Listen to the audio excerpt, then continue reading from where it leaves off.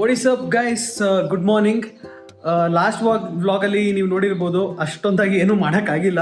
Car delivery ಇತ್ತು and first video ಆಗಿರೋದ್ರಿಂದ ಏನು ತೆಗಿಬೇಕು ಏನು ತೆಗಿಬಾರ್ದು ಏನೂ ಗೊತ್ತಾಗಿಲ್ಲ. ಅಲ್ಲಿ ಶೋರೂಮಲ್ಲಿ ಕೂಡ ಒಂದು ಸ್ವಲ್ಪ ಏನೇನೋ ಆಯಿತು. ಸೊ ಹಾಗಾಗಿ ಫಸ್ಟ್ ವ್ಲಾಗಲ್ಲಿ ಅಷ್ಟೊಂದೇನು ಕಾಂಟೆಂಟ್ ಇಲ್ಲ. ಇವತ್ತು ಆದಷ್ಟು ಶೂಟ್ ಮಾಡೋಕ್ಕೆ ಟ್ರೈ ಮಾಡ್ತೀನಿ.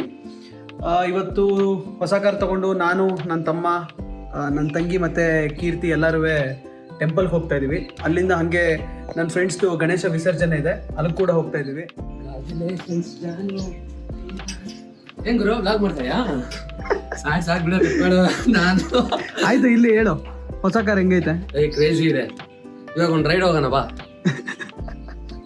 ಸೊ ಅದೇ ನಿನ್ನೆ ಈ ಗ್ರಿಲ್ಲು ಮತ್ತು ಇದು ಫುಡ್ ಬ್ರ್ಯಾಂಡಿಂಗು ರೆಡಿ ಆಗಿರಲಿಲ್ಲ. ಅದಕ್ಕೋಸ್ಕರ ನಿನ್ನೆ ಮತ್ತೆ ಸರ್ವಿಸ್ ಸ್ಟೇಷನ್ಗೆ ಕಳಿಸಿದ್ವು. ಇವಾಗ ರೆಡಿ ಆಗಿದೆ, ಬನ್ನಿ ಆಚೆ ಕಡೆ ಎತ್ತಾನ.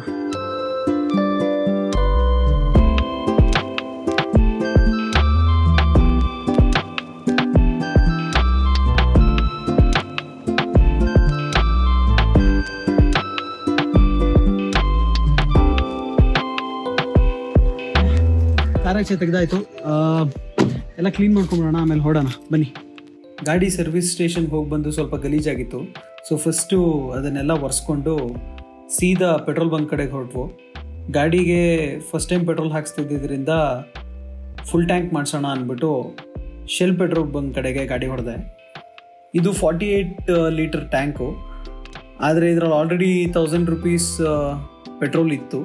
ಸೊ ನಮಗೆ ಅರೌಂಡ್ 4700 ರೂಪೀಸ್ ಬಿತ್ತು ಫುಲ್ ಟ್ಯಾಂಕ್ ಮಾಡಿಸೋಕ್ಕೆ. ಅಲ್ಲಿಂದ ಹೆಸರುಘಟ್ಟ ಟೆಂಪಲ್ಗೆ ಹೋಗೋಣ ಅಂದ್ಕೊಂಡವರು ಇವತ್ತು ಟೆಂಪಲ್ಗೆ ಬೇಡ, ಬೇರೆ ಯಾವತ್ತಾದರೂ ಹೋಗೋಣ ಅಂತ ಒಂದು ಲಾಂಗ್ ರೈಡ್ ಹೊಡೆದ್ವು ಚಿಕ್ಕಮದುರೈ ಸೈಡ್ಗೆ.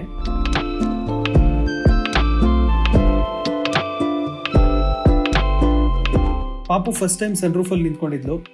ಅವಳು ಸಿಕ್ಕಾಪಟ್ಟೆ ಎಂಜಾಯ್ ಮಾಡ್ತಿದ್ಲು. ಅದನ್ನು ನೋಡಿ ನಮಗೆ ತುಂಬ ಖುಷಿ ಆಗ್ತಾಯಿತ್ತು.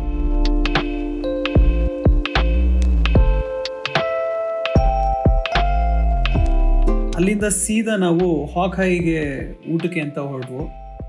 ಇಲ್ಲಿನ ಆ್ಯಂಬಿಯನ್ಸ್ ಅಂತೂ ಸಿಕ್ಕಾಪಟ್ಟೆ ಚೆನ್ನಾಗಿತ್ತು. ಜಾಸ್ತಿ ಜನ ಇರಲಿಲ್ಲ, ಮೇ ಬಿ ಆಫ್ಟರ್ನೂನ್ ಆಗಿದ್ದರಿಂದ.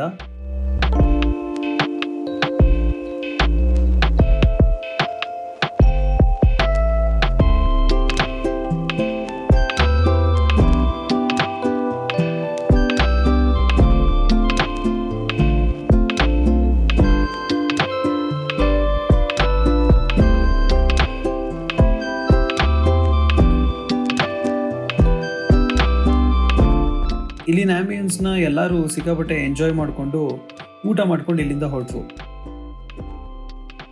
ಓಕೆ ಗೈಸ್, ಊಟ ಆಯಿತು. ಇವಾಗ ಗಣೇಶನ ಹತ್ರಕ್ಕೆ ಈ ಪಾಪುನ ಕರ್ಕೊಂಡು ಹೋಗೋಕ್ಕಾಗಲ್ಲ, ಫುಲ್ ಕ್ರ್ಯಾಂಕಿಯಾಗಿ ಆಡ್ತಾ ಇದ್ದಾಳೆ. ಸೊ ನಾನು ಮತ್ತು ಹೃದಯ ಹೋಗ್ತೀವಿ. ಫಸ್ಟ್ ಇಯರ್ ನಮ್ಮ ಮನೆ ಹತ್ರ ಬಿಟ್ಬಿಟ್ಟು ಬನ್ನಿ, ಫಸ್ಟ್ ಇಯರ್ ನಮ್ಮ ಮನೆ ಹತ್ರ ಬೇಡ.